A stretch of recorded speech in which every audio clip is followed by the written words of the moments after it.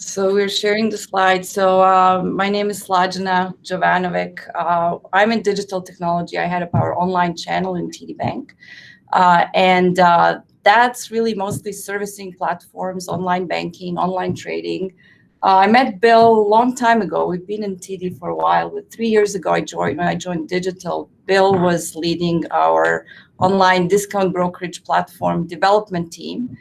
And when I asked my boss, what is one thing I should keep in mind, he said, just make sure Bill doesn't quit. So that was a great first goal. Bill and I chatted, and this platform is called Web Broker. It's the #1 online trading platform here in Canada. And Bill and I right away started chatting about where do we take it from there. And DevOps was top of the mind for Bill. We joined forces, and what we didn't know is that there were a lot of things that we had to align and get done in order for path to DevOps to be clear and for us to focus on DevOps. So I'll talk a little bit more about that, and then Bill will dive into DevOps and share more of that journey and what success we've made with that. So just a bit about TD Bank, 150 years old Canadian bank. In 2005, we decided to expand in US through a series of acquisitions. The biggest one were Commerce Bank and Bank North, and we ended up actually creating a separate company in US that's called TD, America's Most Convenient Bank. This gives you a bit of a picture. Our international presence is mostly through our TD Securities Capital Markets division. About half of our customers are digital, and that number is growing as everywhere else. Two big focuses for TD. One is our community focus. Through our TD Ready commitment, we are helping communities get ready for the future. So part of what we do here is getting more girls into STEM, for example. And then we're focusing on the colleagues and employees as well. Diversity and inclusion is part of our DNA. I lead Women in Tech for TD, and if anybody out there is interested in joining, please contact me. It is something that is it is a big passion of mine. So then diving a little bit into servicing platforms. So this slide shows sort of our analysis of the industry trends as it relates to us. Certainly what the online platforms were, back in the 90s when I started as a developer has changed. There are emerging channels right now that we are supporting, such as voice, AI. Open banking is around the corner, and we are partnering with fintechs, with aggregators, and certainly changing our technology platforms to be able to support that. So the #1 focus when I started, and that was clear within seconds, was the stability and resiliency of our platforms. We can invest millions into creating best digital customer experience, but without stability and resiliency, it doesn't really mean anything. So Bill and I really focused on high availability, and that was 3 years ago, and have really changed how TD views this, and it has become a top priority, and I'll talk a little bit more about that. We've certainly been focused on mobile. The Web Broker online platform kind of lingered around online for the longest, and since last fall, that one is mobile first as well. But what we really know is that this world is AI first now, and the adoption is, of course, lagging, but we are getting ready for it. So a year ago, we acquired Layer 6, an AI company that is now helping us build a number of use cases, internal and external, using AI. And then the monolithic application architecture with the traditional web layer is disappearing and moving into multi-layers. we're heavily building microservices to support not just online, to really be channel agnostic and to encapsulate digital capabilities and share them across the traditional and emerging channels. We have adopted OAuth and have built an internal service that all our platforms are using. And then finally, just to end on the open banking, from data perspective, yes, we are changing the architecture so that we can expose data, and we're now doing that with fintechs and partners. But really, what this means is we are heavily investing in security and operability of the service gateways that we're building to power that.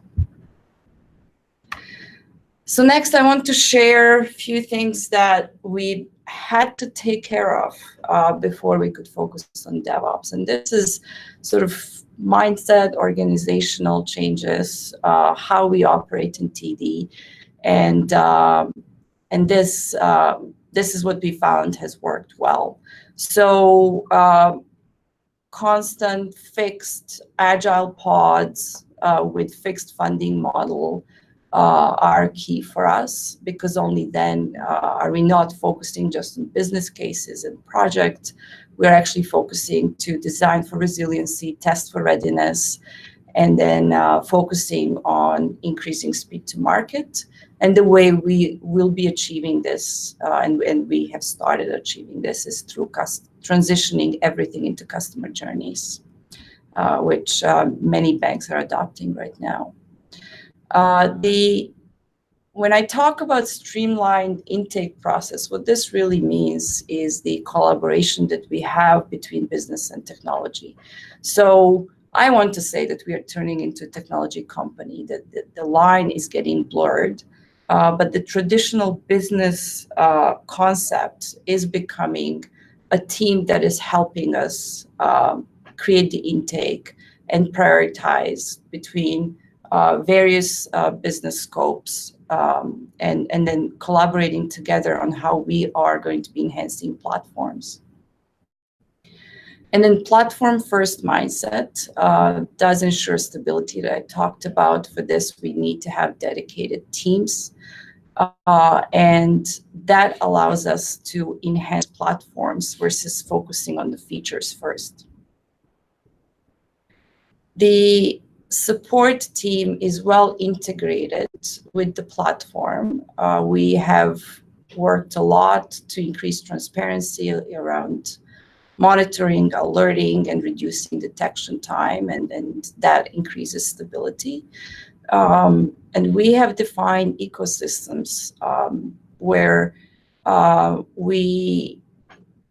support teams, our development teams, our platforms span these ecosystems, and we need to have a good oversight across them.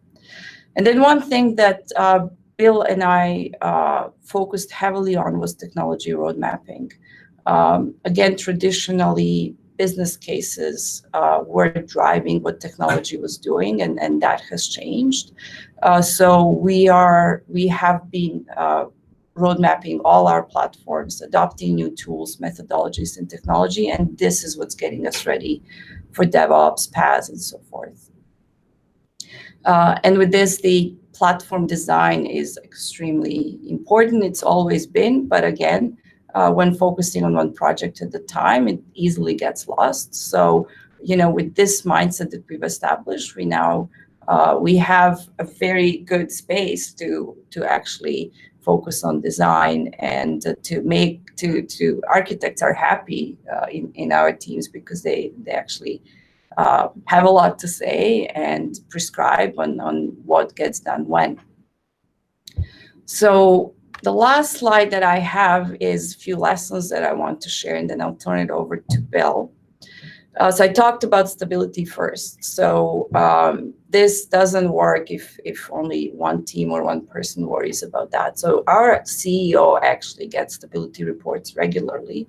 We have fixed funding. We have a lot of support where stability is something we take care of all the time. And yes, there was some uplift that had to happen, but going forward, and this really started 3 years ago, we are implementing high availability principles as we go along. The code does not go live without this.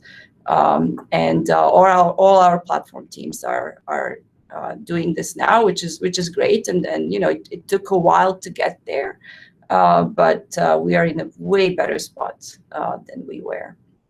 And with this, we are switching to more engineering focus, more specialist versus generalist roles. We are after the top technical talent, and we value our platform teams. Various other operational roles to help us with this. And then microservices, I mentioned that it absolutely makes sense architecturally for what is happening in the industry and where we are trying to get to.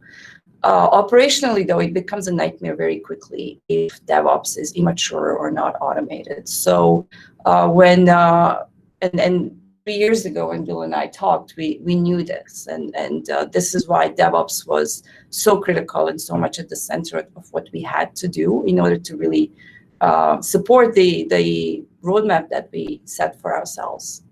So I mentioned that stability was my number one focus. My number two focus was breaking silos. 3 years ago in the job, I quickly realized that these platform teams were very siloed, and operating silos didn't help anybody. So this is where we established ecosystems.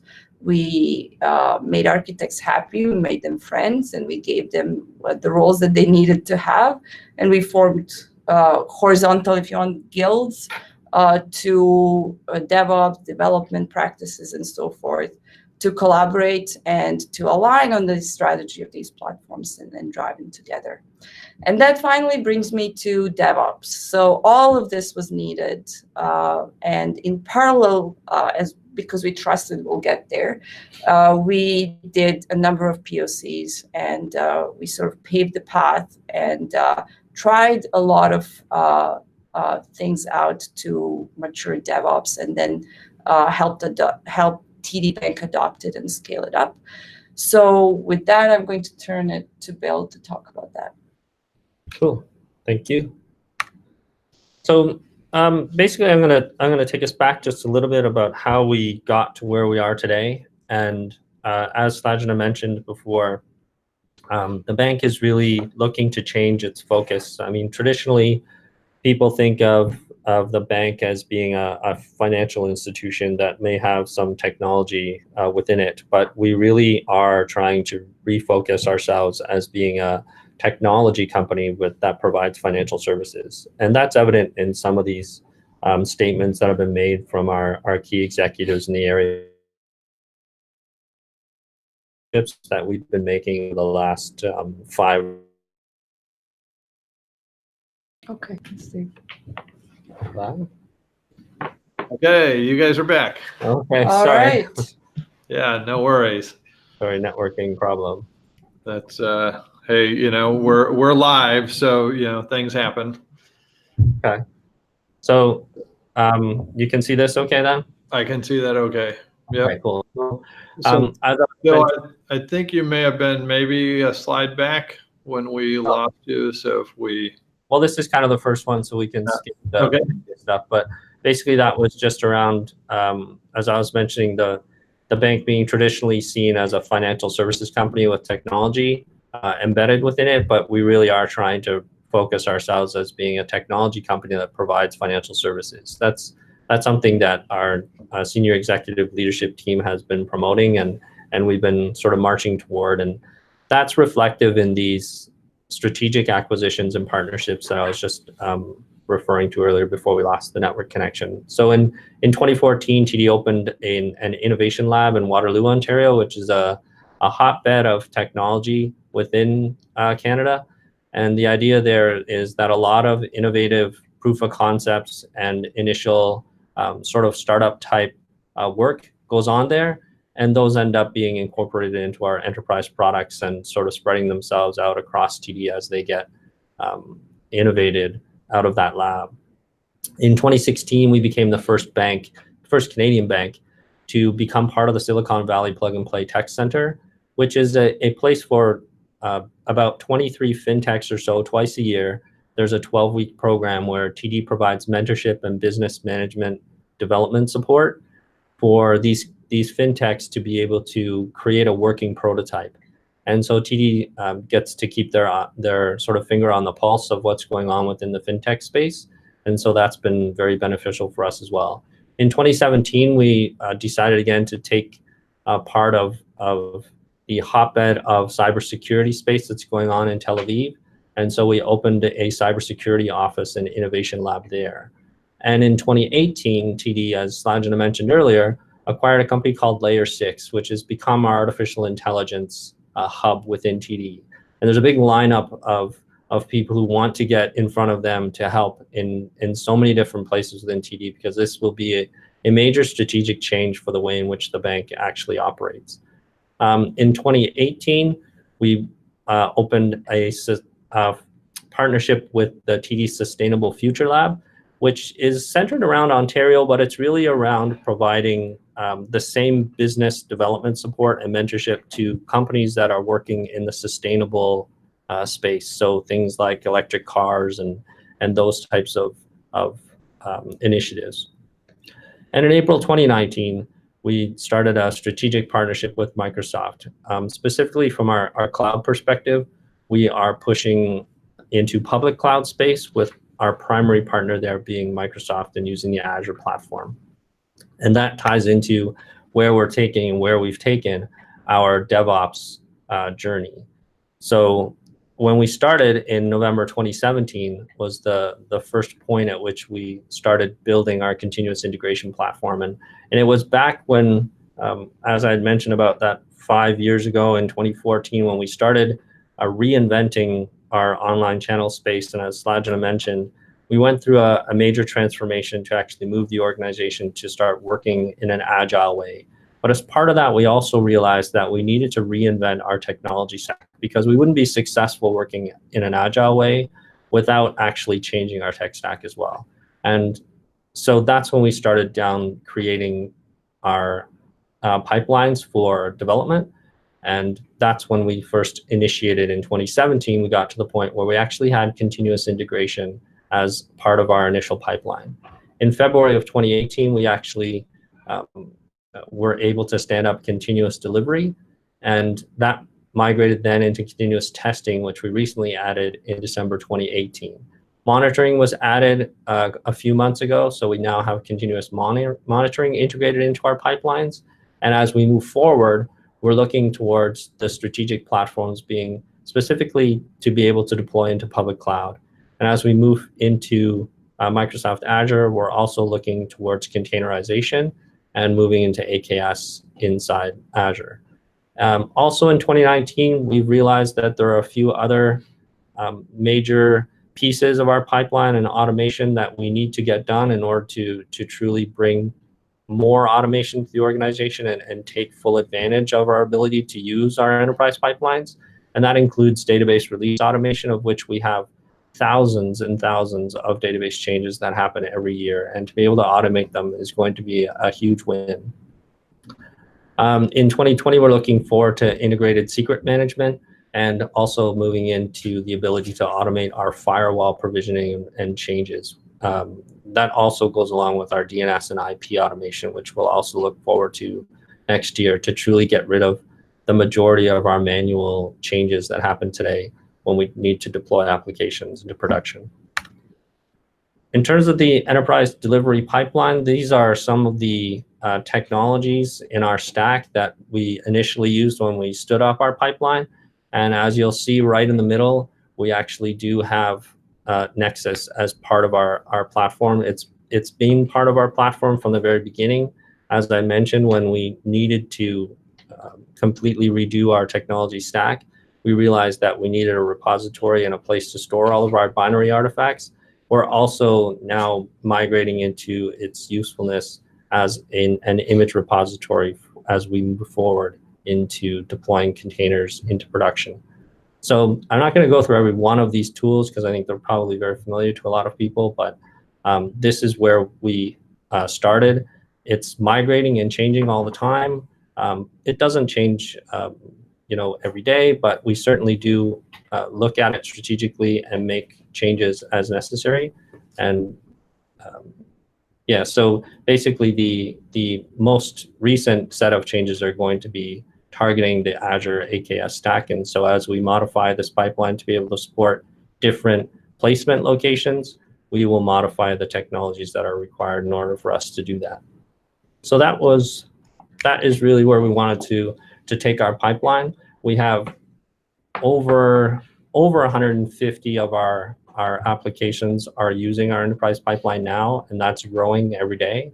And as you can see here, there's a lot of value that it's been providing to the bank. So as we sort of evangelize the use of our enterprise pipeline across the organization, we get more and more of these benefits. But as you can see here, the lead time goes way down. The actual ability to provision what we traditionally call environments has become much shorter. Our change management, our ability to deploy quickly into production, our cycle times all the way from the initial code commit into production is greatly reduced.